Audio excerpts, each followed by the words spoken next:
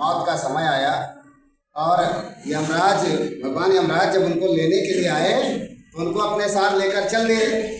जब यमराज उनको साथ लेकर चल दिए तो माता जी ने, वृद्ध माता जी ने पूछा कि आप हमको कहाँ लिए जा रहे हैं? तो भगवान यमराज ने उनको जवाब दिया कि हम आपको सीधे प्रभु के धाम लिए जा रहे हैं, ना स्वर्ग लिए जा रहे हैं ना नर्क लिए जा रहे हैं, सीधे आपको कहाँ लिए जा रहे हैं? प्रभु के धाम लिए जा रहे हैं। तो उन बूढ़ी माता जी ने कहा हमारा एक निवेदन है आपसे भगवान, आप स्वीकार करें तो कहें हम। तो बूढ़ी माँ ने कहा कि मेरा निवेदन यह है कि आप मुझे प्रभु के धाम सीधे ले जा रहे हैं, लेकिन इच्छा यह है कि हमें स्वर्ग और नरक दोनों का नज़ारा दिखा दीजिए एक बार। मतलब हमारी इच्छा है कि हम स्वर्ग भी देख लें और नरक भी देख लें। तो भगवान ने कहा ठीक है। भगवान ने क्या कहा? ठीक है, हम पहले आपको नरक दिखा रहे हैं, उसके बाद स्वर्ग ले चलेंगे। तो सबसे पहले वो कहाँ लेके गए बूढ़ी माता को? नरक को लेकर के गए। और जब नरक का नज़ारा उन्होंने देखा माता जी ने, तो वो बहुत हतप्रभ थी कि वहाँ जितने लोग थे सब बिल्कुल जीर्ण शीर्ण अवस्था में, बिल्कुल जीर्ण शीर्ण अवस्था में थे। किसी को चलने की ताकत नहीं थी, बिल्कुल हड्डियाँ निकले हुए, यानी ऐसा लग रहा था उनके शरीर में कोई सामर्थ्य बची ही नहीं है। तो उन्होंने माता, और वहाँ पर एक बहुत बड़ा सा पतीला लटक रहा था जिसमें बहुत खूबसूरत मतलब खीर रखी हुई थी और इतनी अच्छी खुशबू आ रही थी कि हर एक जो भी उसको उस खुशबू को सुने और मतलब महसूस करे, उसका मन कर जाए कि हम भी खा लें।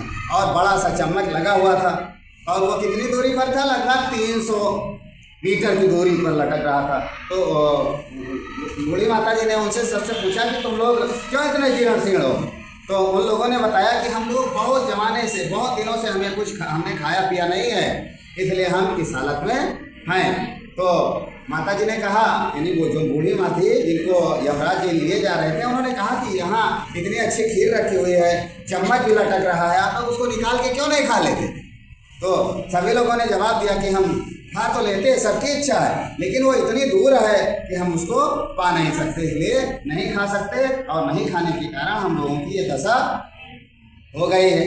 फिर यमराज जी उन बूढ़ी माता को लेकर के इसके बाद कहाँ पहुँचे? स्वर्ग को। जब स्वर्ग को पहुँचे तो दूर से ही बूढ़ी माता जी ने देखा कि वहाँ जितने लोग थे बहुत खुश, बिल्कुल हष्ट पुष्ट, बहुत खुश आपस में संवाद कर रहे थे। उनको किसी प्रकार का ना कष्ट था ना दिक्कत थी।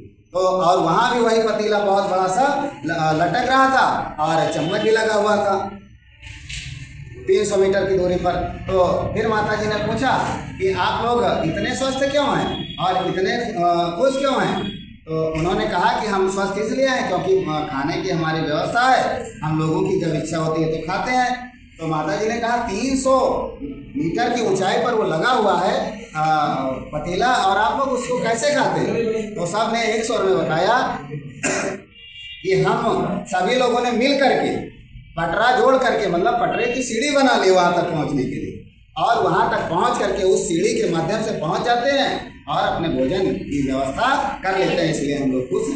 तो इस कहानी का आशय यह है कि जब कुछ करेंगे तभी पाएंगे। अगर नरक के लोग भी दिमाग लगाते और वहाँ तक पहुँचने की कोशिश करते तो पहुँच सकते थे ना, पहुँच सकते थे तो खा भी सकते थे उस खीर को। खीर किसको मिले? जिसने मेहनत की और दिमाग का प्रयोग किया, जिसने कोशिश की, उसी को तो सब कुछ मिल सकता है। तो आप लोग भी जब कोशिश करेंगे, लक्ष्य तो सबका निर्धारित है ना, लेकिन जब कोशिश करेंगे तभी मिलेगा वो लक्ष्य, वरना ऐसे सोचते रह जाएंगे।